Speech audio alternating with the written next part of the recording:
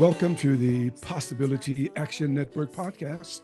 I'm your host, Stephen Middleton, aka Possibility Man.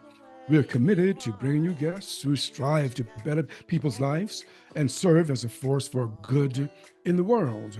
Our guest today, Dr. Ellen Langer, is truly a legend in her own time. She is the first woman to be tenured in psychology at Harvard University. She's widely considered the mother of mindfulness. Dr. Langer's background includes clinical, social, and positive psychology. She studied the mind-body connection for over 40 years. She has written over a dozen books on mindfulness, including The Mindful Body, Thinking Our Way to Chronic Health. Dr. Langer, welcome to the show today. Hi, thanks for having me, Stephen. Look, I am looking forward to this conversation. I'm trying to be mindful to contain my enthusiasm. But first, a reminder to our listeners and our viewers, follow, like, and share this podcast. Wherever you find it, your support matters. You can become a part of building something special. All right. Dr. Langer, how are you doing today? I'm good. Every day is good. I like that attitude. That's for sure. Are you in Massachusetts now, Right. Cambridge, or? Yeah, right Okay. now I'm in my office in Cambridge. Okay, awesome. Well, look, I got a lot of questions to ask, but I want to ask you to start with a story that you've told before. And I'm thinking when you were on your honeymoon, you were at Oh, dinner with okay. your husband. Yeah, Yeah, will you tell us about that story, please? sure. Well, first of all, so the new book, The Mindful Body, started as a memoir. So there are lots of personal stories in there. And so when I was writing it as a memoir, I realized that there were things that had happened many, many years ago that paved the way to my theory about mind-body unity. So the first of these, I was married when I was obscenely young. Don't tell anybody. Really, um, well, there's a story behind the story that people can read about, but I was 19, going on 40. And so we went to Paris for a honeymoon. And we're in Paris and we're in this restaurant, and I order a mixed grill. One of the items on the mixed grill was pancreas. All right. Now, I asked my then husband, which of these is the pancreas? He pointed to it. And for me, it was going to be a challenge. Could I get myself to eat this? And I'll tell you, Stephen, it's amazing to me. Why did I think just because I was married, that meant I was going to have to eat the pancreas? But nevertheless, it felt that I was now a woman of the world. It was incumbent upon me to do what all sophisticated, older married women would do. So I eat everything. I'm a big eater. And now comes the moment of truth. Can I eat the pancreas? I start eating it and I literally get sick. He starts laughing. I said, totally inappropriate. I'm sick and you're laughing. Why are you laughing? He said, because that's chicken. You ate the pancreas a long time. Wow. So here I had made myself sick with my mind. Now, I have another pancreas story that I report in the book. My mother had breast cancer that had metastasized to her pancreas. That's the end game. Okay, so the medical world writes her off. There's no treatment for her. She's presumed she's going to die very shortly. And then magically, it was gone. Wow. So here we had, with the pancreas, I made myself sick. Somehow she made herself well. Nothing medical about it. And that was the beginning of my sowed the seeds for my work on mind-body unity, which you and almost everybody else talks about a mind-body connection. They're not connected. I mean, if you call them connected, then you still have the problem. How are they connected? Right. How do you get from this fuzzy thing called the thought to something material called the body? I said, these are just words. If I wrote the book in the first place, I might have said mind, body, and elbows. And then we'd have a conception. Yeah, okay. We put the two back together and see it as a single unit. And then wherever you're putting the mind, you're necessarily putting the body, and the amount of control we end up having over our health and well-being is enormous. Yeah, that's I tell you what, that's a positive thought for sure. Now, you were 19. Were you already in college at the time, or did you make a decision to go to college at that time? It's so funny. I don't remember. Yes, Uh-huh. I think I was in college. Yeah, it was a Okay. short Yeah. trip to So Paris.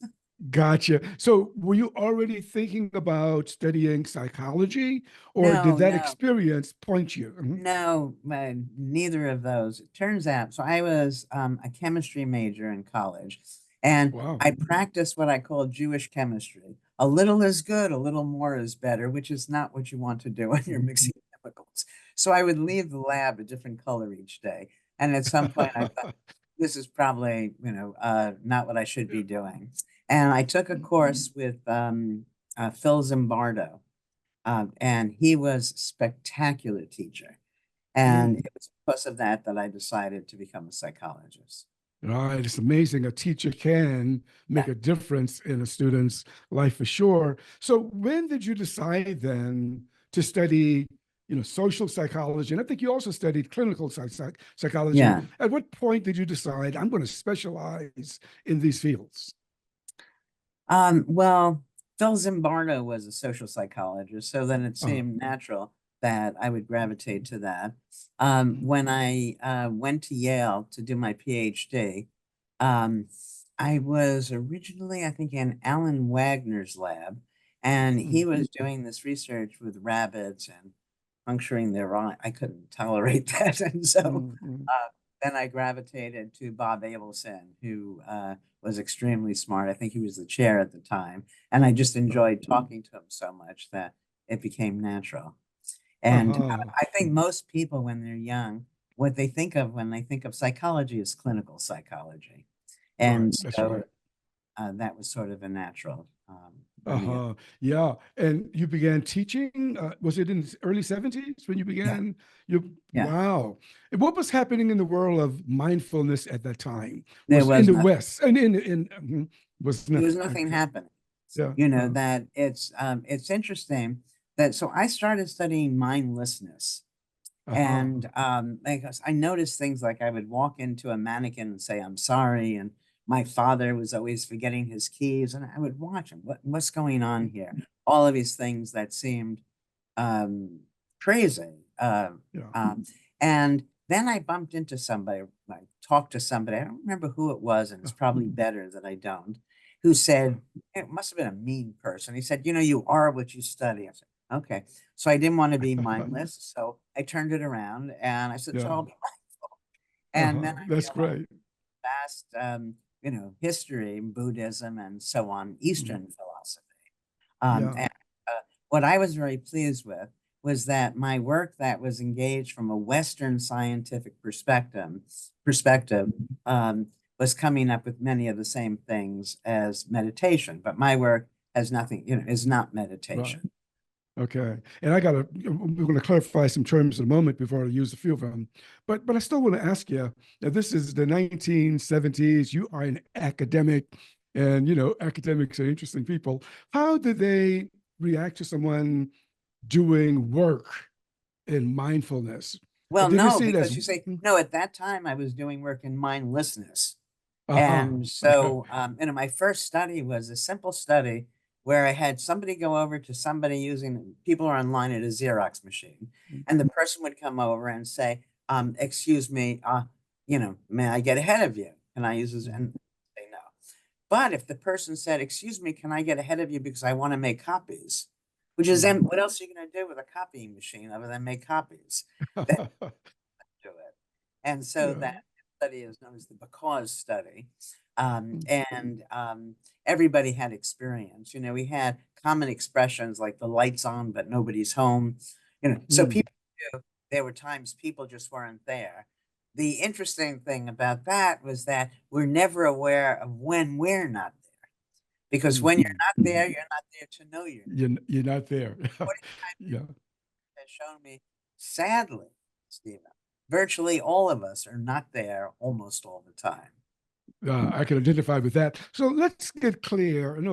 Review some terms, and I want to get clear on them. And the first one, There, of course, is mindfulness. mindfulness. Help Yeah. us understand what that is. Okay. So when people hear the term, they often think of meditation. And Yes. meditation is fine. Meditation isn't mindfulness. Meditation is a practice you engage in 20 minutes twice a day to lead to post-meditative mindfulness. Okay. Mindfulness, as we study it, is immediate. It's the very simple process of noticing. Now, as I said a moment before, people don't realize how often they're not noticing anything because when they're not there to know they're not. So I often start talks, especially if I'm lecturing to large groups, and I might ask the question, I'll ask it of you, Stephen. How much is 1 plus 1? Uh-huh. Now, I'm asking you, Yeah. how much is 1 plus 1? Well, I've been around you for a while, so Okay, so you yeah, I know know the that answer. So give the answer. yeah, I know the answer. Okay. Well, So, it could be oh, two, no, but no, no, it could no, no, also I'm be not gonna, one. that's my story. I'm not gonna let you tell it. Okay, so Okay. the reason I do this is because this is the thing everybody thinks they know. It's the Yeah. simplest fact that we have, but it's wrong. 1 plus 1 doesn't always equal 2. First of all, if you're using a base 10 number system, 1 plus 1 can equal 2. But if you're using a base 2 number system, 1 plus 1 is written as 10, but easier to understand than that. If you add 1 wad of chewing gum and 1 wad of chewing gum, 1 plus 1 is 1. You add 1 pile of laundry to 1 pile of laundry, 1 plus 1 is 1. You add 1 cloud to 1. In the real world, it doesn't equal 2 as or more often as it does. So this is fun. The other day, somebody sent this to me. I get wonderful mail. If you take 1 pizza and you add another pizza on top of it, 1 plus 1 is 2. However, if you take 1 lasagna and you add 1 lasagna, 1 plus 1 is 1. It's just a bigger lasagna. So Exactly. we have, so now, but the reason that this is important is, well, there are several. The first is that all of a sudden you have choices. And because you have choices, because you could say 1, 2, or 10, because you have choices, what happens is you pay attention to see the context, to see what what the answer is you want to give at this time in that context. Before this, you would just mindlessly answer 2. And sadly, that's the case with all of the facts that we have. All of the facts that we have that we've memorized that made people like me straight A students are wrong in some contexts, and we don't know it. So when you think you know, you don't pay any attention. Why? If you know what I was going to say next, why listen to me? So Exactly. I was at this horse event. This man asked me would I watch his horse for him because he wants to get his horse a hot dog. Well, one of the facts that I was absolutely certain of was horses don't eat meat. That's what I learned. I wrote it on some test, got the question right. He came back with the hot dog and the horse ate it. And that's when I realized that everything I thought I knew could be wrong. Now, you'll share this with me different from most people. That pleased me because that meant all sorts of things were possible that the world was telling us were impossible. And that's what I've spent my career trying to uncover what those things are to improve people's lives psychologically and health-wise and so on. Yeah, well, I'm glad you're doing this work for sure, and you got the research to back it up. Now, but I have to tell you is that because of you, I shave differently. Yes. Yeah. Before I became acquainted with you, I would just shave, Yeah. but now I'm really shaving and paying attention to shaving. No, that's wonderful because what people don't realize, my belief is if you're going to do it, show up for it. Yeah. And then making, noticing, and it doesn't matter if you're noticing the hair, on your chin, it's the same noticing as noticing something about the theory of relativity, in respect of if it's new, if you're noticing new things, the neurons are firing, and that is literally and figuratively enlivening. Mm-hmm. It's And a it's fun. much. If you're Yeah, doing that's it right. mindlessly, then you're doing it to get done with it. That's It right. seems to It, me, it, it is yeah. fun. Yeah. Yeah, I'm enjoying my shaves much more But now. I'm telling you, Okay. Stephen, you're so rare in that regard. And like me, I make everything fun. No Uh-huh. matter what you do, there's a way for it to be enjoyable. And the world has divided. I don't know who it was who told us that work is stressful. Yeah. And so and that we should expect things to be stressful. Since for me, everything is a game, I don't expect to be stressed. And it's Mm-hmm. amazing to me when I see the way people torture themselves, because what people don't realize is stress is a function of our thoughts. If you're mindless, you think if this thing happens, it will be awful. If you're mindful, you realize maybe it won't even happen. And that if it Yeah. happens, there'll be some positive aspects to it. And so I lead virtually a stress-free life. I'm just one of these people who's happy. You strike me that way too. And I keep writing these books, doing these research to say that you too can join this small but ever-growing club. Yeah, I Um, like that. I like that about your work, and it seems to intersect with cognitive behavioral therapy. Therapy. Because it's not what is, but how we think about it often, Right. and that's what you just said. Yeah. So, what is then? You've talked about mindlessness a few times. What is it? And let's kind of Sure. Okay, interrogate so it a little when bit. you're mindless, you're letting the past dictate the way you are in the present. When you're mindless, you're trapped in a single rigid perspective, oblivious to, one and one is two, oblivious to the fact that it may be understood differently, that there are always more understandings. When you're mindless, you're rule and routine governed. You just Yeah. do what you've done without realizing that maybe it's not such a good thing to do right now. Yeah. Mhm. And trapped in a single perspective. And you're more or less like a robot. And why Yeah. anyone would choose to live their lives like any part of one's life like this is hard for me to understand.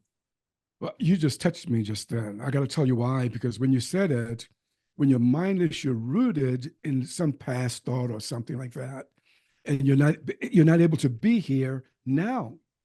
For the Right. sunshine now. That's awesome. That's like the power of now. It's like something Exactly. spiritual But about but you you, see, what you but just said. here, yes, it's the power of now, but what people don't realize. So lots of well-meaning people say, Uh, be in the moment to yeah. get to the power of now, so to speak. Um, the problem with that is that when you're not in the moment, you don't know you're not there. And what all of my work is about is how to be there. And Hmm. it's based in an appreciation of uncertainty. Everything is always changing. Everything looks different from different perspectives. So you can't know. And so then you naturally approach everything as brand new.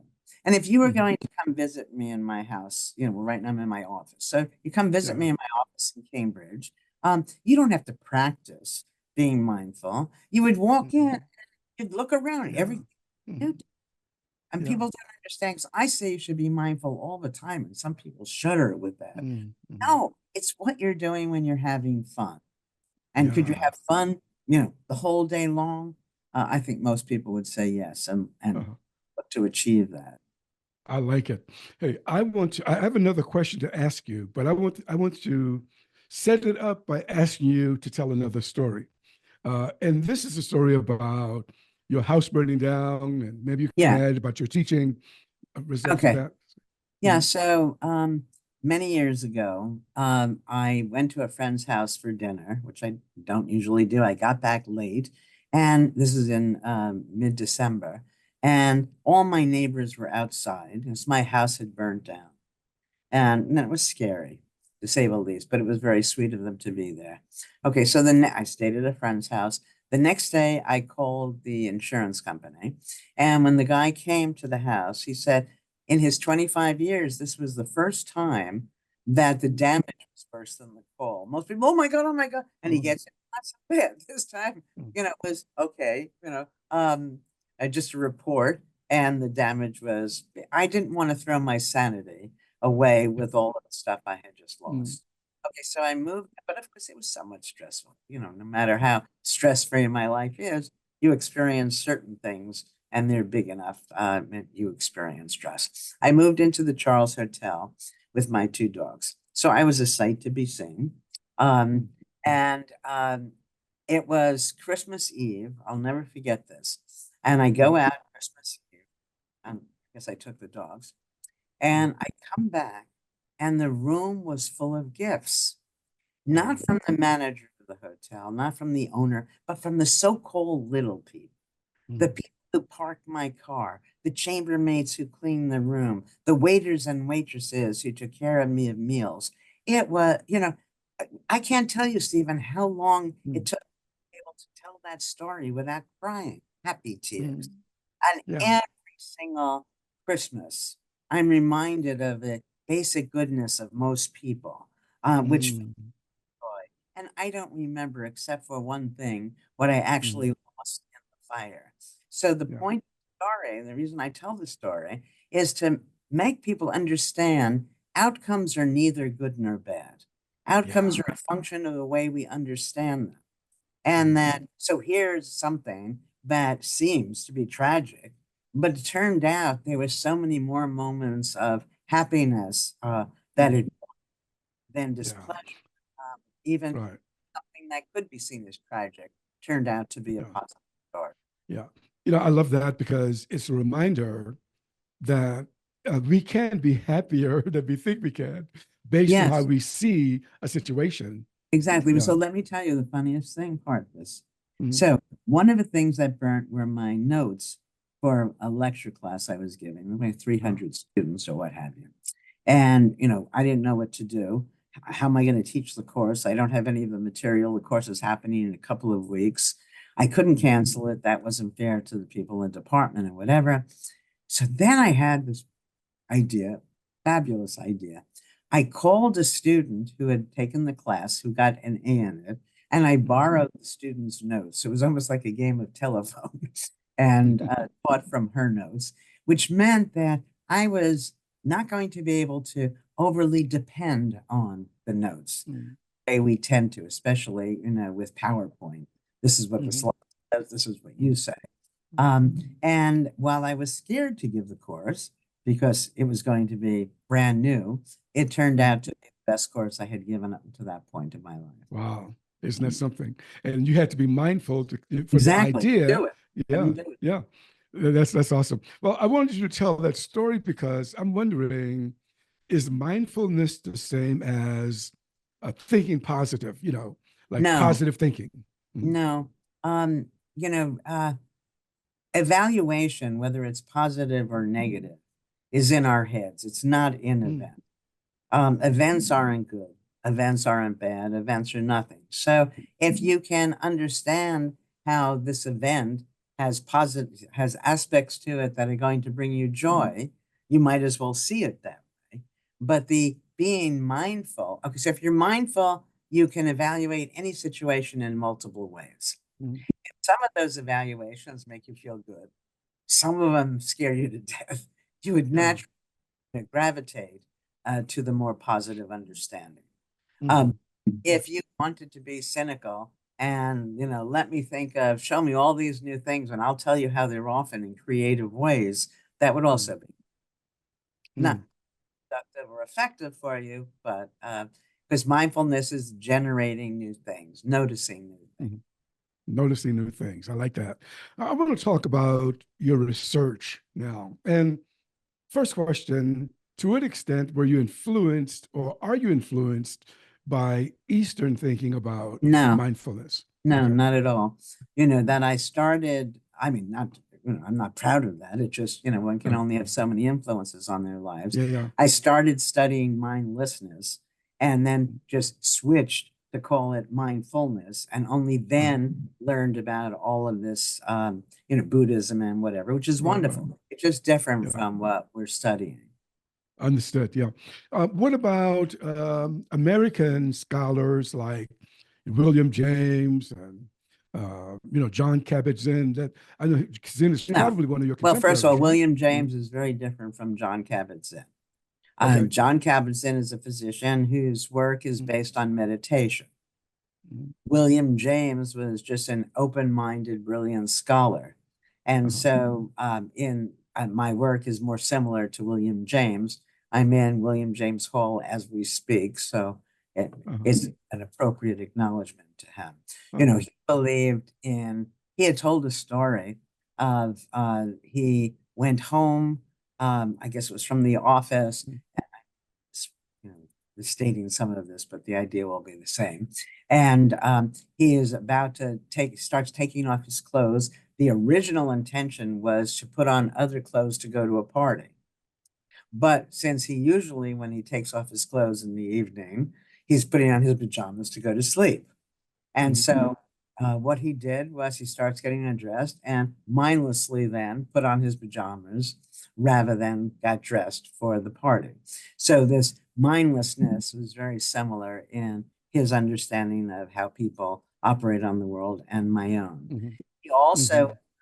minded to know lots of the strange phenomena that we can't explain.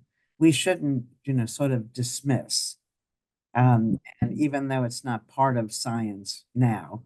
And in part of, and I had this chapter in my book, The Mindful Body, that I used to call the woo-woo chapter, where it had all of these, and I referred to William James to give some gravitas to some of the things that I was saying. Um, that we need to keep our minds open. We have, as been said, we have the knowns, we have the unknowns, but we have unknown unknowns. Things now, most of us, I think, will be very would find it difficult to predict how anything in this world is going to be in 20 years because of Mm. AI. Yeah. In the past we couldn't predict, but in the past we thought we could predict. And Right. so I think the presence of AI in some bizarre way helps make us all mindful. Not That's knowing right. is the only problem with not knowing is if you think you should know. And Yeah. then you don't pay attention, you opt out, you're afraid of being seen as stupid or what have you. Um, Mhm. but none of us know. It's all Yeah. potential. Well, I tell you, I just gained a new insight about you and your work, and really, and it underscores the designation, the mother of mindfulness. You are a pioneer, Yeah. in building this field. That's amazing. It just Yeah. became clearer to me as we were talking. So I want to get to your book and health and some other things, but before that, I want to put another one of your studies on the table so people know this is research that you're Sure. doing, just not made up. So the counterclockwise study. Would you Yeah. tell us about that? Sure, sure. This was the first test of the mind-body unity idea. Remember, I said, mind and body, if we see them as Right. separate, then we have to figure out how they talk to each other. I said, Mm. let's see it as a single unit.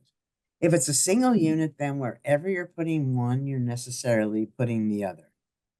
So the first test of this was with elderly men. We had retrofitted a retreat to 25 years earlier and had them live there as if they were their younger selves. So if their minds are their younger selves, would that mean their bodies would also be, in some sense, their younger selves? We would have them talk about past events in the present tense and everything we could think of to prime the past. We had a comparison group that would do all the same things in the same retreat, but they did it as if they were looking back at things. So, for instance, you'd be discussing something with Khrushchev as if it was just unfolding in Russia versus as if it's a historical perspective.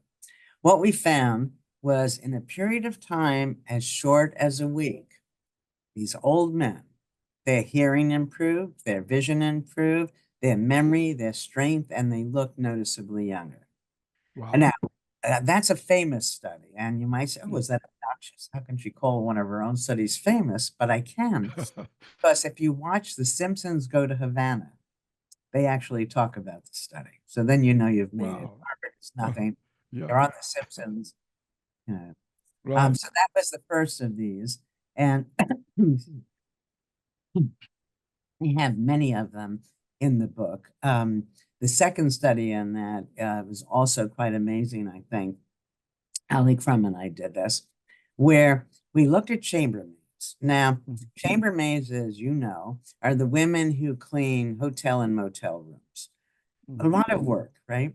So we asked them first, how much exercise are you getting? Remarkably, they say they're not getting any exercise. Well, how could that be? That's because the Surgeon General says exercise is what you do afterward. Well, they're exhausted. They can't go out and go to a gym or whatever. Yeah. So here we have women who are exercising who don't realize they're exercising. Now, step one, if you compare them to other women who are similar in age, education, and so on, Mhm. you would expect that since they're exercising more than these other women, they'd be healthier, but they're not. We divide these chambermaids into two groups. And all we're going to do is teach one group that their work is exercise. They're taught bed is like working at this machine at the gym, dusting the furniture, the windows is like working at this other machine, and so on. So we have now two groups. One group that has changed their mind, they see their work as exercise. One group that doesn't realize their work is exercise. We take many, many measures.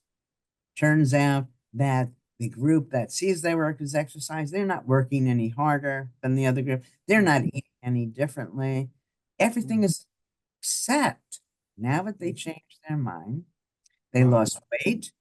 There was a change in waist to hip ratio, body mass index, and their blood pressure came down just of mind. Now it's interesting because people don't realize this was a study on the nocebo effect. Everybody knows what a placebo. Placebo, you take a sugar pill that you think is real medicine, and it voila works like real medicine. The nocebo is the inside out of it. Here, you can take real medicine, but if you don't think it's working, it will not work. So here we have exercise that's supposed to be good for you, but it turns out if you're oblivious to the fact that you're doing that exercise, it won't have an effect. So that means, imagine you go to the doctor and you're given a prescription and the prescription doesn't work for you. What are you likely to do? You tell that to the doctor. The doctor then ups it, makes it stronger. But in fact, what the doctor should do is enlist your support in your own health. You're stronger than that medicine, it won't work. Our minds are so phenomenally strong, and we're oblivious to almost all of this. Another study, we have people in a sleep lab. They wake up, we fudge the clock. So they see, they got 2 hours more sleep than they actually got. Or they got 2 hours fewer than they actually, or they see that they got the sleep they got. What happens is psychological and physiological indicators match perceived amount of sleep. So in other words, you're tired if that clock says you didn't get enough sleep, regardless. If you get, and you might find this fun because we did a lot of research on fatigue as a psychological construct. Because people think fatigue, you get tired when if your body can't take it anymore, it can't take it. Not realizing how important our minds are to the whole process. So let me tell you of a study Frank Beach did in the 50s. Great little study. Takes a little boy rat, introduces a little girl rat, and they copulate until the little boy rat can't take it anymore. He needs a refractory period. And most men can identify it. At some point, and is tired than a woman. However, right after the little boy rat and the little girl rat copulate, and he's exhausted, you immediately change the context and introduce a new little girl rat. He's ready to go. Wow. Let me give you an example. There's word processing all day long on the computer. Your back hurts. You can't wait to get out of there. And you go home and then you play the piano. Exact same thing. Context is different. You change the context, we get renewed energy. And you find this fun. I think I ask my students, how far is it humanly possible to run before you just collapse? And so they know a marathon is 26 miles. So they usually start around 28, 30. And then they throw in out different numbers like it's an auction. Then typically somebody says 50 and everybody runs. Yeah, we can run 50 miles. Then I play a YouTube of the Tarahumara, which is a tribe in Copper Canyon, Mexico, who are able to run over 200 miles without stopping. Wow.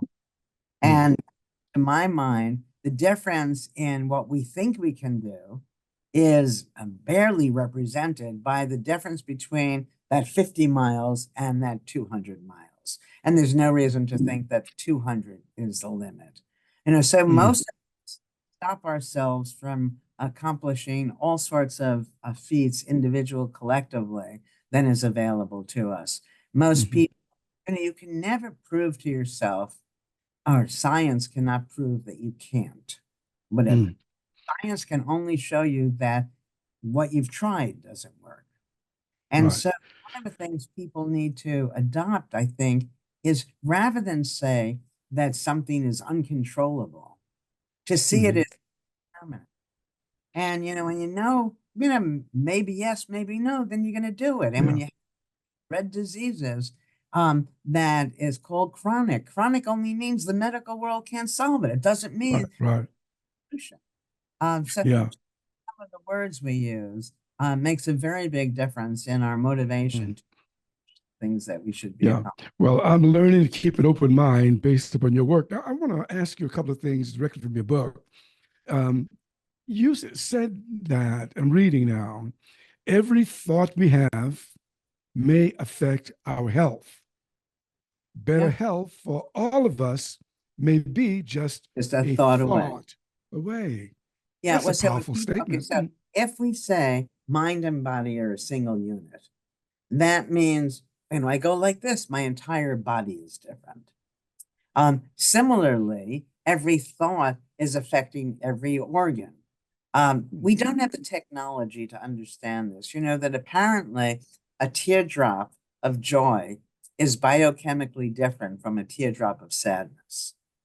Um, Mm, if and we have so many studies showing the degree of control we actually have over our lives that that's why I do all these experiments, give all these talks, mm, write all these books to, in some sense, right. wake people up. I found something the other day apropos of nothing that we're saying, but it was kind of fun. Benjamin Franklin actually said, people die at 25 and aren't buried until they're in their 70s, which is what I'm saying. Oh, Yeah. wow. You know, Yeah.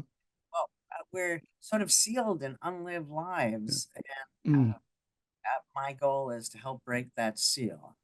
Yeah, I'm glad you're doing that for sure. I had a conversation, and this is really about, at least for this cardiologist, telling me about how he approaches, healing. He said that he doesn't base it on his opinion, that he prescribe a treatment based on the research. So if the research says you get 2 pills or 3 pills, that's what you get. If the research says you do, so what do you think about that? You Well, base treatment on, that mm, I yeah. have red flags go off, when you started to Mm, speak about, we want to use science. I mean, I'm a mm, scientist. I think my mm, studies are informative. We just need to remember that science only gives us probabilities. And that means, in the example of the horse, most yeah, horses uh, yeah. don't eat meat when it's given to them in this fashion. That doesn't mean horses don't eat. And so when you're diagnosed with something, Mm, to understand that it may be true, it may not be mm, true. And you mhm, have to organize yourself around the information to control your own health in ways yeah. where we just give ourselves over. And just think about it. How Mm. tall are you, Stephen? You look tall to me. 5'10". Okay, I'm 5'3". All right, Yeah. so that's enough difference in our weight, our height, our sizes. Should we be Mm. taking the same amount of whatever the medication is? Of course not. I wouldn't think so. No. Medicine was first studied on male medical students. And Mm, so they would derive the prescription and then give the medication to elderly women. And it was mm, poisonous for them because the older body takes a much longer time to work on, on mm, the actually do its mm. thing in the body. Yeah. So we're all different from each other, and we know the ways we're different, and we shouldn't just hand ourselves over to Mm. the That's uh, right. That's try right. different things. And if it doesn't seem to be working, it's probably not going to work for us. Yeah, that's right. I agree with you. I mean, a change in culture would be helpful. But you also, says that the number of conditions that are influenced or affected by the mind, and you list a couple. You said colds, insulin, sleep. Everything, Yeah. everything. Wow. So we did a Mm, study with type 2 diabetics. Now I have a host of studies where I use clocks. You get into something, I guess mindlessly. It's the easiest way of doing some of these. But anyway, person comes in, we take all sorts of measures. Then we sit them down. They're going to ask them to play computer games and change the game they're playing every 15 minutes or so. That's just to ensure that they'll look at the clock next to the computer.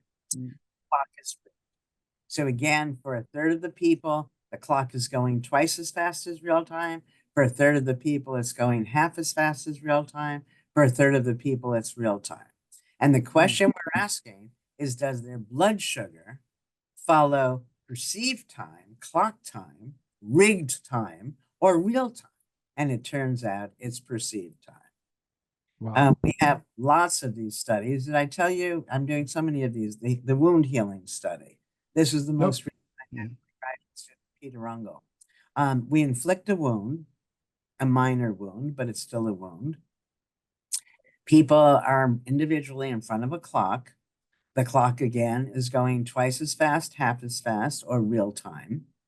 And the question is, most people would assume the wound's going to heal when the wound heals, right? No, the wound heals based on what that clock tells them. Wow. That's And amazing. so many of these studies that just say we keep limiting ourselves unnecessarily, Right. where when it's to me, one of the other titles of the mindful body was going to be "Who Says So?" Like a little kid.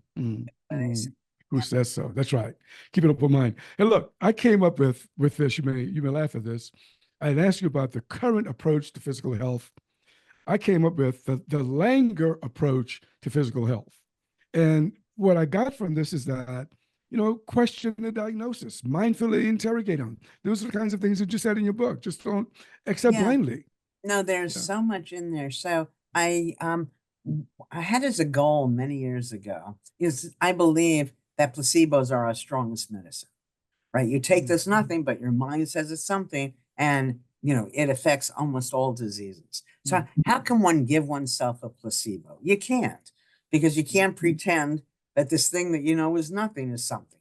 Okay, so I came up with this other treatment, which I call attention to symptom variability. That's just a fancy way of saying mindfulness. Mindfulness is noticing change.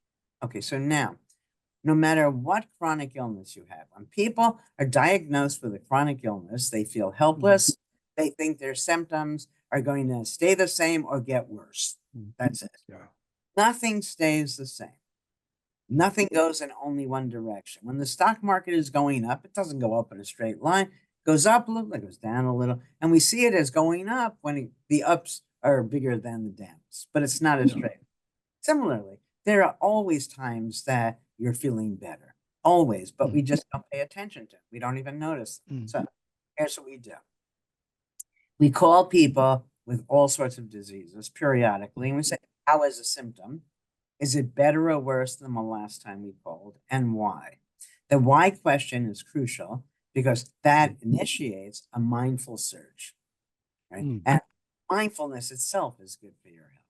So what's happening with this? The first thing is people who have a chronic illness feel helpless. Now there's something they can do for themselves. Second, you notice that, gee, it doesn't always get worse. So since you think it's terrible all the time, you start to feel better.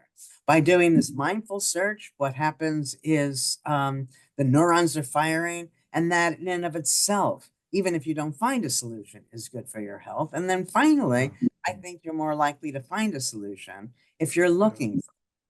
And so anybody can do this because you have a smartphone, you have it ring in and out. You ask yourself, so how is the symptom? Is it better or worse than before, and why? And you keep changing the time. Now, we've done this with success with stroke, Parkinson's, multiple sclerosis, depression, stress, chronic pain, big things.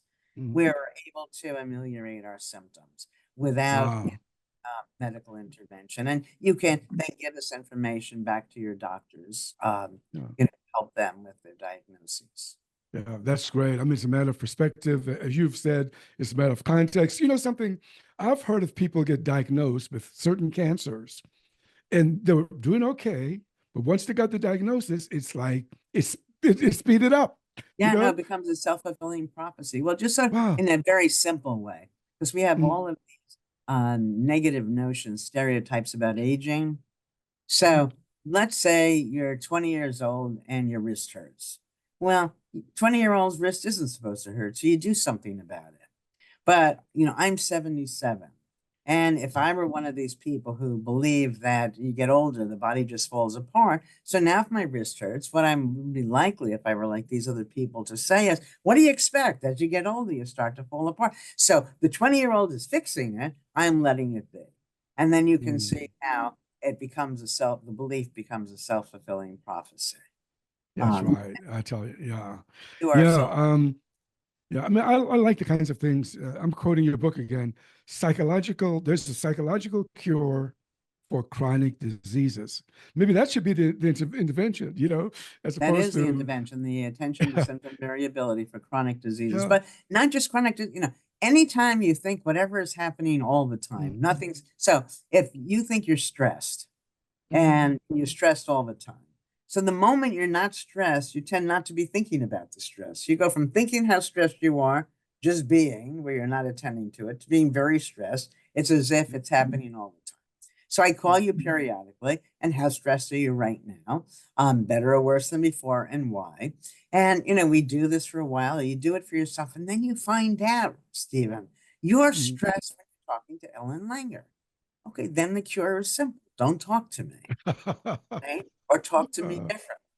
uh-huh. There are always things that we can do. Yeah. People again who have chronic illnesses believe there's nothing they can do. So we can do this attention to symptom variability. We can do just increasing mindfulness and become Mhm, healthier. There are people who have taught us insane stuff that imagined exercise is as effective as real exercise. mhm. So you're not lifting weights, you're imagining yourself. Yeah. Um, there are many things that we can do, and sadly, too many of us believe, Yeah. that there's nothing you can do, and you're saddled Yeah. with it. They become Yeah. depressed. They stop Mm. being mindful and hasten their own demise. I tell you what, talking with Ellen Langer makes me so hopeful about so many things. I want to go back in the classroom and become a teacher because I think I would Please become a better do. teacher, actually. Hey, look, what about teachers? Speaking of teachers, let's say a teacher tells one student, "Are you a horrible writer?" And teacher tells Yeah. another student, "You're a brilliant writer." And both believe it, then what?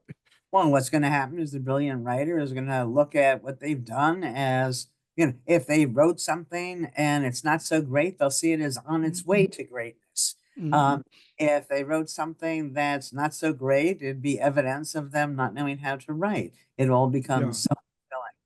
Most Yeah. of our education, and this is going to be a very big statement. Mm. You might ask me, why are we all so mindless? Because remember, I'm arguing that almost all of us, almost all the time, are mindless. And I think it's primarily because of our schools, that Mm. our schools teach us one and one is two. Our schools teach us absolute facts. When you know something, horses don't eat meat. When you know something absolutely, you don't pay any attention. You don't see the subtleties when it's true, when it's not true. It makes you tends to be evaluative because you Mm. know the truth. This other person doesn't, making the other person Yeah. an idiot. Yeah. Yeah. Um, and so on. And it's interesting. It stems from school in a bizarre way. Mm. But this, of all the things that I found in my work, and so I've got lots of findings with big Mm. diseases, being miserable, being made well, and so on. But still, the one thought that I found more important than any of the others was the very simple idea: behavior makes sense from the actor's perspective, or else he or she wouldn't do it. Nobody That's right. wakes up I'm going to be clumsy, rude, and Yeah. obnoxious. Yeah. So when they're acting, what are they doing from their perspective? Okay, so now, all the people who don't like themselves, and when you don't like Mm. yourself, chances are you're not nice to other people. Mm. And when you don't like other people because you're misunderstanding their, it's insidious. So very simple. If every behavior makes sense, that means, Mm. and I say, and this is true, Stephen, I am so gullible. It's really sad that such a sophisticated woman in this world is so gullible. Help me not be gullible. So we'll both look back at the times I was gullible, taken by not one but two psychopaths. And I gotta change this. I am never going to be able to change as long as I value being trusting. Nobody intends to be gullible. What do they intend? I intend to be, well, I don't want to stop being trusting. And unless I stop being trusting, I'm going to be gullible. If you're wishy-washy, inconsistent, and you can't stand that. So you keep trying to change, but you're going to fail because your intention going forward is to be flexible. So we did this study forever ago. We gave people like 200 or so of these behavior descriptions. And we said, circle those things about yourself you keep trying to change. And so for me, I'd circle gullible. I'd circle impulsive. And it doesn't matter what it is. You turn the page over in a mixed up order of the positive versions of each of these. Now we ask people, what do you really value about yourself? Me, my being trusting and spontaneous. As long as I value being spontaneous, I'm going to at times seem impulsive.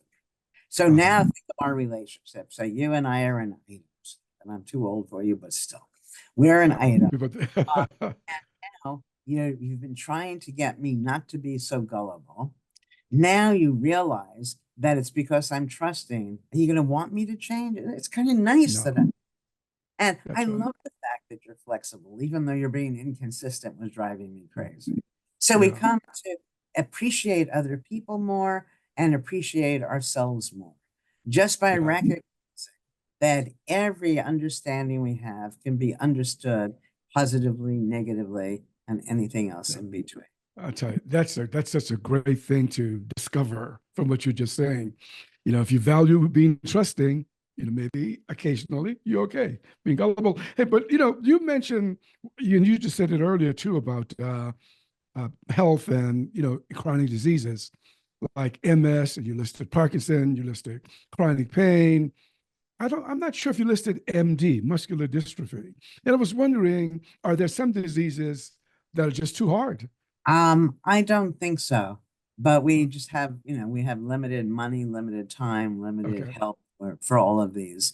I think it should be true for everything because in the search for this cure, so to speak, the symptom relief, you're being mindful, and that itself is good for you. When you're mindful, the neurons are firing, you feel energy, you're happy. And how could that ever be bad? So there's always going to be some improvement. Yeah. I mean, I love that though. There's something happening biologically, chemically in your body. Well, it all happens simultaneously. People misunderstand sometimes when I talk about mind-body unity. I'm not saying there's nothing going on under the hood, so to speak, as my colleagues would say. What I'm saying is it's all happening at once. I go like this, everything is different. How could it be other? Yeah, just want to underscore you because you've already touched on mental health and all of that.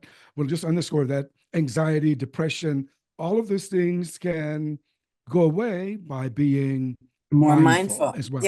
I spend a lot of time in the book and in my speaking teaching about stress because I believe, now this I don't have direct evidence for yet, but I believe stress is the biggest killer out there. And stress is psychological. I think if we took people who were just diagnosed with some dread disease, whatever it is, and no one, if you think you're fine and then you find out you have whatever it is, no one's going to be happy. So let's give people 3 weeks or so to deal with it. Then if we measure every month or so their stress level, I believe that stress level will predict the course of a disease over and above genetics, over and above nutrition, over and above treatment. That's the big one. Now, everybody knows stress isn't good for you. So, what I'm going to say is important, even if my extreme view doesn't turn out to be so. And I put money on it. That's stress is psychological. If stress is affecting diseases, and we can control our stress, then clearly it's another path to controlling diseases. Wow. Events don't cause stress. What causes stress are the views we take of events. We open up those views to be more mindful, and they immediately become less stressful. Now, let me give you a couple of takeaways for your audience. The first one, this is, my friends have written this down. They have it on their refrigerator to remind them. Next time you're stressed, ask yourself, is it a tragedy or an inconvenience? It's almost never a tragedy. You know, I banged the car, I missed the appointment, I didn't get the project, who cares, right? And so then you breathe a little. Sometimes it is more of a tragedy, as with the my house burning down, but even that turned out to be positive in the end. All right. Now, stress requires two things. One is that some event is going to happen. And two, when it happens, it's going to be awful. So let's look at those separately. Turns out prediction is an illusion. And people will have to be fully persuaded of this, because you think you can predict. You cannot predict the individual case. Example, let's say I'm having a foul shooting contest against Michael Jordan. Okay, so chances are you're going to bet on him. However, you would be foolish to bet your entire life savings and your future earnings that he's going to win, because he occasionally misses a foul shot. I, more than on occasion, make a foul shot. This could be just that time. All right. You know, there are lemons. You go into, you know, if I were to bet you that we go to a Mercedes lot, and you can pick whichever Mercedes, and the bet is $100,000 each. If that Mercedes starts right away, I'll give you $100,000. If it doesn't, you give me $100,000. People are not going to take the bet because they know sometimes things don't work out as they should, right? But more of those Mercedes are going to start than most other cars. If we went to a used parking places, selling used cars, right? If you gave Michael Jordan, if we took 20 foul shots, he's going to make more of them than I'm going to make. So we confuse being able to predict for the group with the end. We cannot predict the individual case. Right. Now, when you're talking about stress, you're talking about the individual case. So let's, two things I said, you have to predict that something's going to happen. And then if it happens, it's going to be off. You can't predict whether or not it's going to happen. Give yourself 3, 5, 10, if you're smart enough and interested enough, reasons why it won't happen. Well, you immediately feel good, because first you thought it's definitely going to happen. But yeah, maybe it won't happen. Let's do the harder part. Let's assume it does happen. Your house burns down like mine. Okay. It does happen. How might this actually be a good thing? And if you do these things often enough, you don't have to, in a cognitive therapy kind of way, reframe everything. The positive just hits you in the first place. I was doing a podcast, this is funny, just the other day, and I was explaining that outcomes are not good, not bad. It depends on how we. And then I said to them, so for example, if let's say my internet goes out, I'll go and I'll have lunch. It would be fine. And then my internet went out, you know, and I fine. You know, people right now, we're so consumed with killing ourselves to get that good thing, running as fast as we can to get away from the bad thing. When you're more mindful and you see you're in charge of whether it's good, bad, or indifferent, you know, you can just be at peace. Life is kind of simple. No matter what happens, you're going to have a way of understanding it, so it works for you. I tell you, sounds like a good way of life to me. Look, I just have a couple of other things to ask you. You've mentioned some terms that I wasn't familiar with before, and I want to throw it out there and let you comment on them. One is the social construction of rules. And, yeah. Okay. What mm-hmm. people don't understand, you know, so let me use an example. Let's say there's a house and you want to cut across, but it has a big sign that says, don't walk on the grass. Mhm. So most people don't walk on the grass. Right. If that sign said, Ellen says, don't walk on the grass, you'd realize, well, who is Ellen? Maybe she doesn't live here anymore. Maybe I can negotiate with her. Does she really care? What's going to happen if I walk? When you put people back in to say that every rule, everything that is, was put there by people. Now, people who are very different potentially from us. I use this example. I think I might have used it in the book. I use it in my classes. So a committee is trying to decide whether they should reimburse men for the use of Viagra. Okay, and that's going to be the rule, right? Viagra will either be reimbursed or it won't be reimbursed. Now, if that committee is made up of 50-year-old lusty men, they're going to say, yes, reimburse me for Viagra. But let's assume that the committee is made up of a bunch of nuns. Mm. They might very well say, we're not going to read.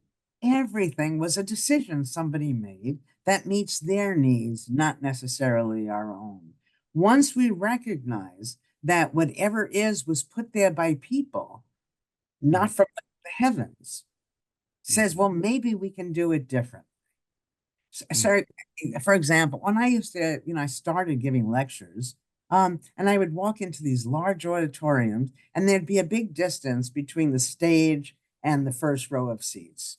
And that made me nervous. So I would move the furniture so people would be closer to me. Most people wouldn't think to do this. Now, if you said to somebody, could you move the furniture? Everybody would say yes. But their mindlessness, it doesn't occur to them. We take what is as if that's the way it should be. And I said, who said so? Why? So what I do when I'm giving these talks, you'll enjoy this. I look in the audience, is there somebody really big? And there's always a guy 6'5". So as I said, he'll come to the stage. He's 6'5", I'm 5'3". We look ridiculous together. I'd ask him to put his hand up. I put my hand next to him. His hand is 3-4 inches larger than mine. And I just, should we do anything the same way? It's crazy. So now, if he made the rules, it's very important that I don't mindlessly follow them. Yeah. Because I'm never going to be able to hold the racket, the club, reach anything as well as if I'm doing it his way. The more different you are, so this is good for all, important for all out groups. The more different you are from the person who wrote the rule, the more important it is for you not to mindlessly follow the rule. Yeah. I mean, that seems that's also applicable to some laws, To something everything. 100 years ago. Yeah.